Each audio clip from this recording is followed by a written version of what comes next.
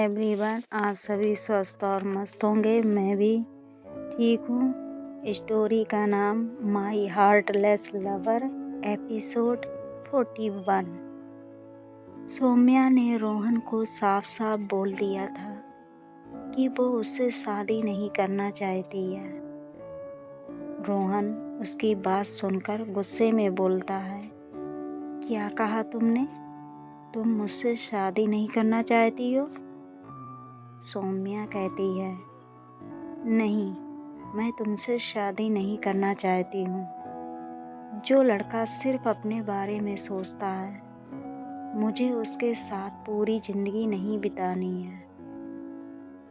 मेरे भी कुछ सपने हैं और मैं अपनी ज़िंदगी अपने तरीके से जीना चाहती हूँ।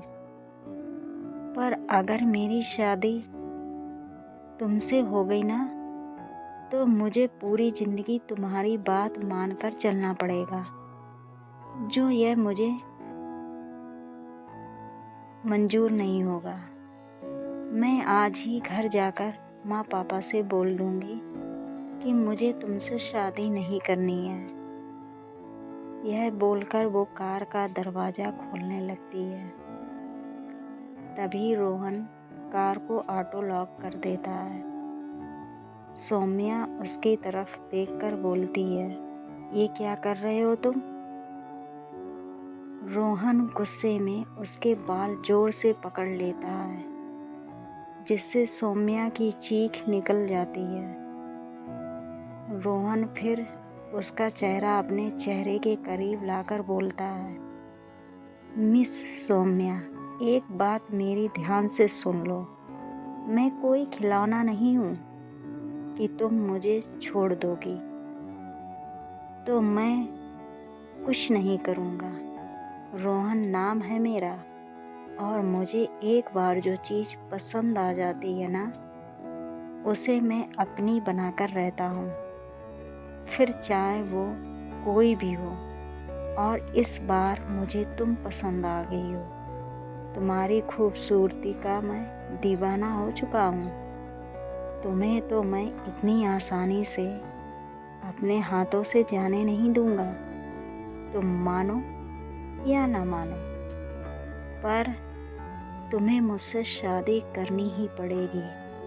और अगर घर जाकर तुमने अपने माता पिता से यह कहा ना कि तुम मुझसे शादी नहीं करना चाहती हो, और हमारी शादी अगर कैंसिल हुई ना, तो तुम सोच भी नहीं सकती कि मैं तुम्हारा क्या हाल करूँगा।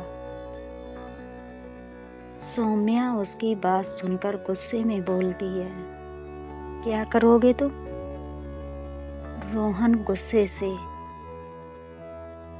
देखना चाहती हो? अभी दिखाता हूँ। यह बोलकर वो अपना जैकेट निकालकर फेंक देता है और फिर उसके सलवार के बाजू को साइड से फाड़ देता है। सौम्या यह देखकर घबरा जाती है और उसे धक्का देती है, पर रोहन उसे खींचकर एक थप्पड़ मार देता है, जिससे सौम्या के गालों में उसके हाथों का निशान छप जाता है और उसकी आँखों से आंसू गिरने लगता है। रोहन फिर उसे धक्का देता है, जिससे सौम्या खिड़की से जाकर टकरा जाती है। रोहन उसके ऊपर आकर ज़बरदस्ती उसके चेहरे को अपने होठों से चूमने लगता है। सौम्या बार बार कोशिश कर रही थी उसे अपने ऊपर से हटाने की, पर रोहन उससे ज़्यादा ताकतवर था। वो उसके फटे हुए बाजू पर अपने हाथ रखकर जोर से दबा देता है, जिससे उसका नाखून सौम्या के गोरे बाजू को लाल कर देता है। सौम्या लगातार रो रही थी, पर रोहन को इससे कोई फर्क नहीं पड़ रहा था। वो उसके साथ हैवानों की तरह बर्ताव कर रहा था। आखिर में वो सौम्या के होठों पर अपने होंठ रखकर उसके होंठ पर जोर से वाइट कर देता है। जिससे सौम्या के होंठ से खून निकलने लगता है। रोहन फिर सीधा होकर ड्राइविंग सीट पर बैठ जाता है और गुस्से में उसकी तरफ देखते हुए बोलता है, यह तो सिर्फ टेलर था, इससे ज़्यादा भी मैं कर सकता था, पर करूँगा नहीं। अभी सिर्फ तुम्हें वार्निंग दे रहा हूँ कि घर जाकर अपना मुंह बंद रखना और इस शादी को खुशी खुशी एंजॉय करो, समझी?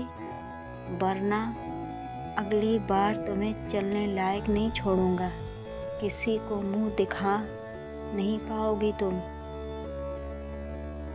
यह बोलकर वो कार स्टार्ट करके सौम्या के घर की तरफ मोड़ देता है। सौम्या रोए जा रही थी, पर रोहन को इससे कोई फर्क नहीं पड़ रहा था।